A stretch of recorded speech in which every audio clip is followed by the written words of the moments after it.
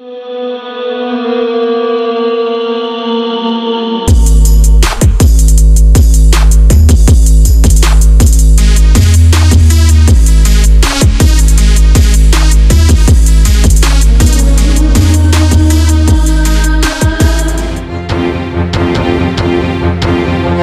kapal akan karam, tegakkan hukum dan keadilan. Jangan takut menegakkan hukum dan jangan takut mati demi menegakkan hukum.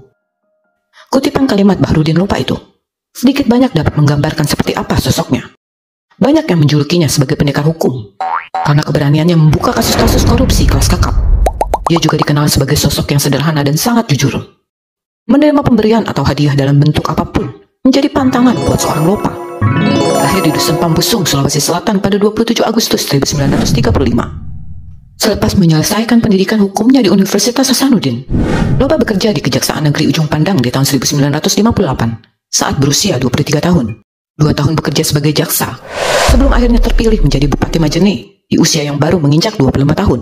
Sejak menjadi jaksa, Lopa sudah menyatakan bahwa aparat hukum tidak boleh menerima hadiah apapun. Di saat menjabat Kepala Diklat Kejaksaan RI di tahun 1976 hingga 1983, sejumlah jaksa yang sedang mengikuti pelatihan bermaksud untuk mengirimkan parsel ke Lopa. Mereka pun membujuk salah seorang pegawai untuk menunjukkan rumah Lopa. Sesampai di rumah Lopa di kawasan Mampang, Jakarta Selatan, mereka diusir dan tidak dibukakan pintu pagar. Lopa bahkan berbicara keras meminta mereka pulang. Pulang kau, ayo cepat pulang, pulang kau. Lopa menganggap parsel adalah awal kehancuran yang lebih besar bagi penegak hukum. Pertama-tama parsel, lalu lama-lama mau menerima pemberian lain yang lebih besar. Uang, mobil, wanita. Hancurlah hukum kalau seperti itu kelakuan pejabatnya, ujar Lopa yang membuat para jaksa peserta diklat langsung masuk mobil dan pergi. Ketegasan dan integritas Lopa memang bukan kaleng-kaleng. Kejujuran-kejujuran sederhana yang diterapkannya menunjukkan bagaimana seorang Lopa sangat menjaga dirinya untuk menjauhi hal-hal yang akan menghalanginya untuk tetap tegak dan tegas sebagai penegak hukum. Saat Lopa menjabat Kepala Kejaksaan Tinggi, suatu hari Lopa berniat melakukan inspeksi ke Kejari Majene. Saat memerintahkan supirnya untuk mengisi bensin, tangki mobilnya ternyata sudah penuh. Sopir Lopa pun mengatakan bahwa ada utusan Bupati Majene yang mengisi tangki mobil dinas tersebut. Bisa ditebak apa yang terjadi. Lopa marah besar. Sopirnya pun habis didamprat. Lopa kemudian memerintahkan supirnya untuk mengeluarkan bensin dan dikembalikan lagi kepada yang memberi. Kebayang gimana paniknya supir Lopa. Anak kedua Bahrudin Lopa, Iskandar Muda Bahrudin Lopa, menuliskan catatan mengenai ayahnya dalam buku berjudul Lopa yang tak terlupa. Sebagai seorang anak pejabat penting, seharusnya saya hidup dengan limpahan fasilitas mewah.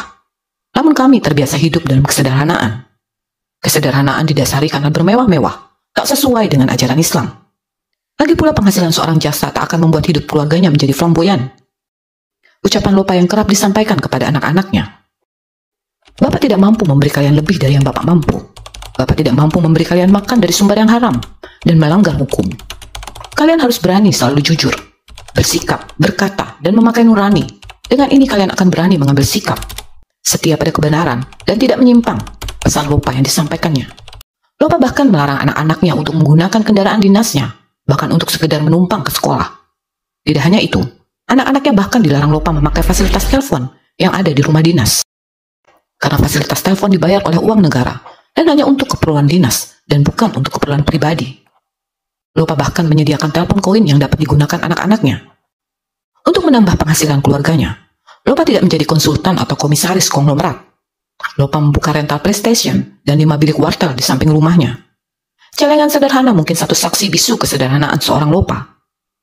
Konon untuk mewujudkan niatnya merenovasi rumahnya yang sederhana di kampung, Lopa menabung receh demi receh dari gajinya. Lopa juga mendapatkan honor ratusan ribu dari menulis artikel di surat kabar. Karisma Bahrudin Lopa terletak pada integritasnya yang tinggi pada kejujuran dan penegakan hukum. Beliau bahkan tidak ragu memimpin dan memerintahkan penangkapan terhadap sejumlah pejabat penting demi menegakkan keadilan.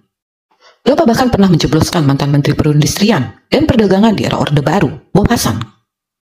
Kasus korupsi yang mendera mantan Presiden RI nomor 2, Pak Harto pun diusut. Bahkan atas nama keadilan dan kebenaran, Lopa pernah mengusut kasus pengadaan fiktif Al-Quran senilai 2 juta yang menyangkut temannya sendiri, Kiai Haji Badawi, sebagai Kepala Kanwil Agama Sulawesi Selatan kala itu. Tanggal 6 Juni 2001, Presiden Abdul Rahman Wahid menunjuk Lopa sebagai Jaksa Agung. Sebelum menjadi Jaksa Agung di tahun 2001, beberapa jabatan penting pernah dipegang Lopa. di antaranya Duta Besar Indonesia untuk Arab Saudi, anggota Komnas HAM, dan staf ahli Menteri Kehakiman. Usai dilantik menjadi jaksa, Lopa mengatakan kepada para wartawan yang menemuinya di ruang adiwijaksana Kejaksaan Agung, "Saya tidak boleh memilih-milih, kasus yang belum selesai diselesaikan. Bagi saya itu semua prioritas." Beberapa hari setelah dilantik, Lopa mengutus Jaksa Agung Muda bidang intelijen untuk melacak keberadaan tersangka markup hutan tanaman industri, Prayogo Pangestu. Prayogo Pangestu yang didakwa merugikan negara 331 miliar dan 1 triliun rupiah atas penyalahgunaan dana reboisasi, kala itu mengaku tengah berobat di Singapura.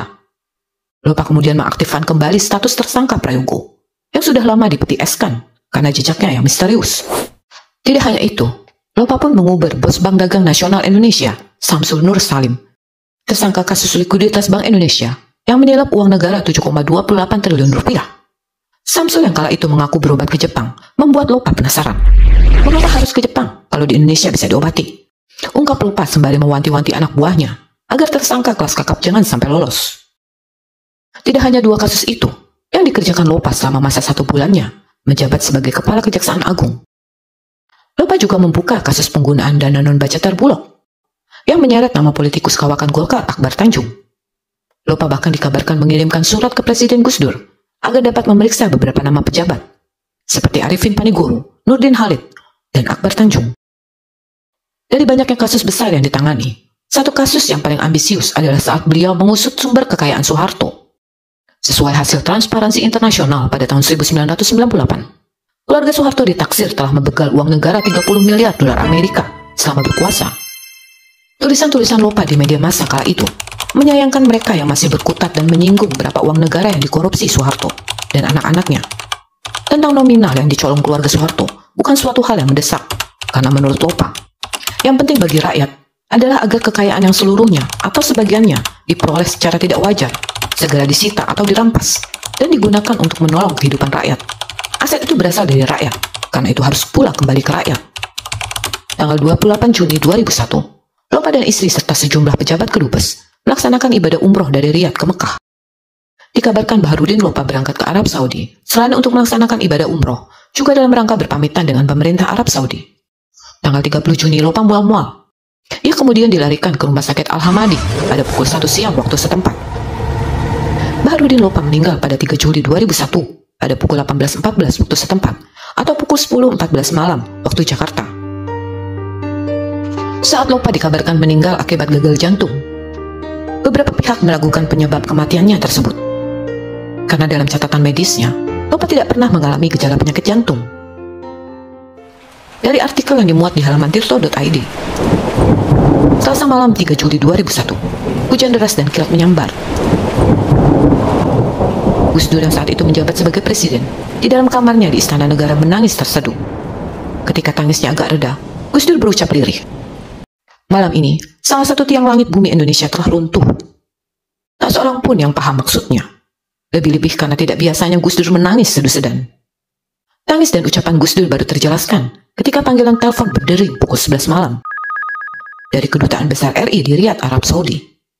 Berita yang disampaikan penelpon menggenapi penglihatan Gus Dur. Dalam kurang lebih 1 bulan masa jabatannya sebagai Jaksa Agung, Lopa telah mencatat deretan panjang konglomerat dan pejabat yang diduga terlibat KKN untuk diseret ke pengadilan. Baharudin Lopa dimakamkan di Taman Makam Pahlawan Kalibata dengan upacara militer yang dipimpin langsung Menko Polhukam Agung Gumelar. Orang-orang mengenal Lopa sebagai Jaksa Agung yang berkarisma di dalam kepemimpinan yang penuh keadilan dan integritas.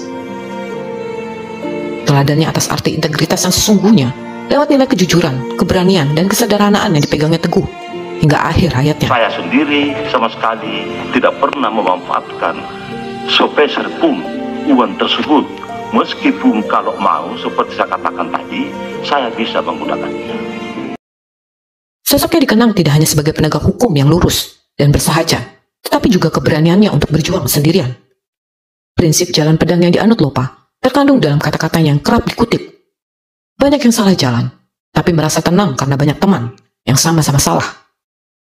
Beranilah untuk menjadi benar, meskipun sendirian.